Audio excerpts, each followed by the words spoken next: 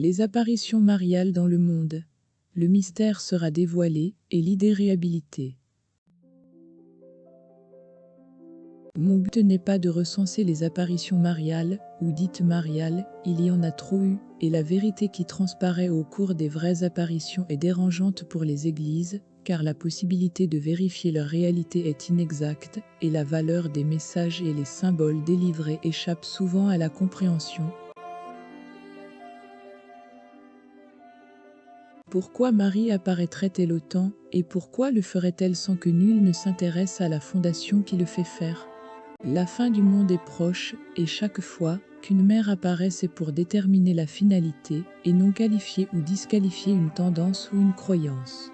C'est ainsi que les messages transgressent les limitations des religions en place, et c'est pourquoi beaucoup ne sont pas, et ne seront pas reconnus par le Vatican. Si l'homme se laisse faire et banalise les apparitions sans cesse afin de dominer et de contrôler les messages et les images, les apparitions cesseront.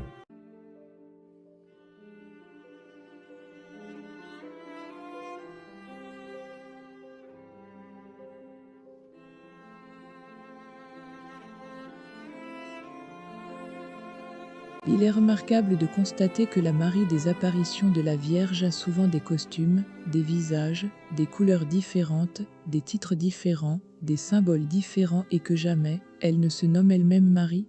Personne n'a osé s'interroger réellement sur le phénomène ?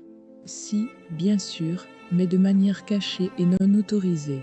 On exige le silence et l'approbation du prêtre, pas la vérité.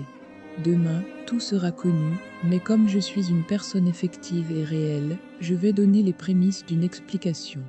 Pour la plupart, vous avez déjà deviné, car la mère transpose ces symboles dans notre inconscient et y fait sa demeure. La vérité qui déplaît aux religieux modernes vient du fond des temps, des commencements de l'univers. Le Dieu vivant est considéré comme masculin par notre civilisation, mais les anciens peuples vénéraient la Grande Mère.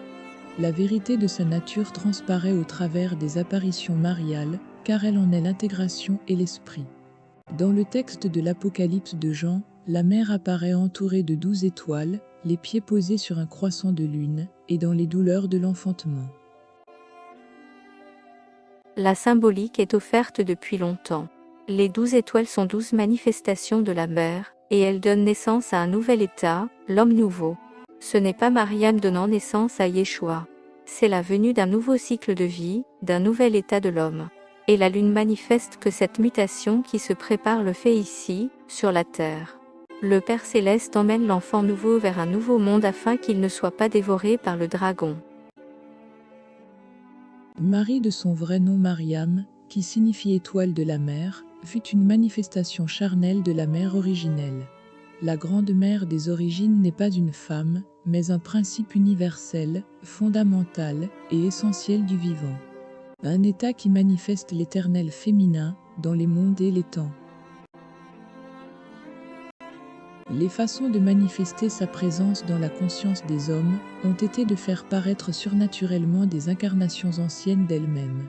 Elle fut présente sur cette planète Terre bien avant la venue du christianisme, et parmi les chrétiens, elle fut présente par Marie, qui l'est encore dans la conscience collective.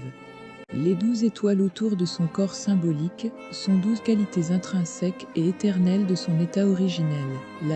La vie en tout, l'équilibre, l'infini, le ciel est infini, la paix, la pureté, la gloire, la glorieuse, l'amour, la sérénité, l'épée, la résistance, le combat, la fécondité, la nature, mère nature, la victoire, la victorieuse.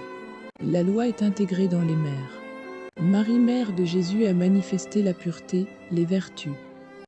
Ô Marie conçue sans péché, priez pour nous qui avons recours à vous. Depuis l'an 1000, il y aurait eu plus de 21 000 apparitions mariales, l'Église catholique n'en a reconnu que 17. Pour l'Église catholique, des apparitions, messages, révélations doivent respecter ces normes. La conformité du message avec la Sainte Écriture, la communion avec l'Église, la cohérence entre messager et message, les fruits spirituels de conversion. Le ciel ne veut plus interpréter les religions comme absolues et intempérantes. Le monde fabrique ses mirages, ses revers, ses histoires mystiques et Dieu parfait s'aime à lui. Quand la contradiction entre son temps et celui des hommes devient trop importante, il génère de nouveaux dogmes et de nouveaux contrats avec l'humanité et l'histoire des religions finie.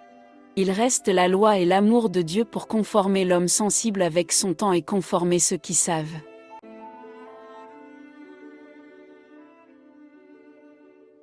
Les éthers qui se présentent aux humains dans une fin de cycle sont forcés par la loi, et qui les contraint par la loi des hommes est rarement intégré dans la sainte volonté.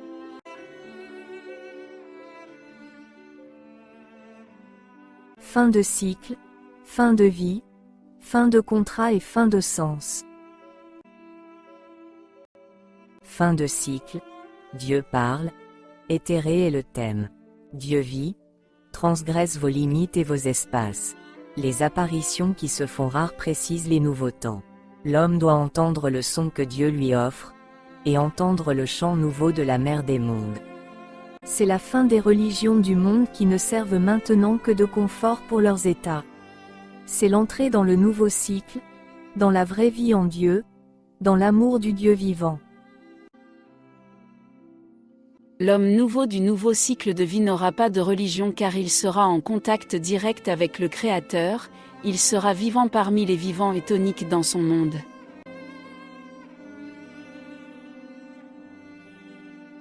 Les galets bien polis des systèmes modernes ne sont pas des fèves, et n'ont pas fait pousser la pâte. Les ailés du temps ont oublié que Dieu existe, qu'il y a des mères, des anges, des appels qui viennent du un. Que l'Esprit Saint galère à tenter de révéler aux hommes des histoires qu'ils ne veulent plus croire, que le Christ fonde un thème qui satisfait l'idée et l'image d'un ciel nouveau dans un état que l'humain ne conçoit que comme une récompense ou comme un privilège. Les étés sont finis, les automnes amènent leur récolte, et l'hiver mène à la maturation et à l'extinction des hommes en Dieu. Le taux du 1 se complète d'un espace qui affine le sens et la loi, la croix est libre et qui s'y fixe atteint le ciel.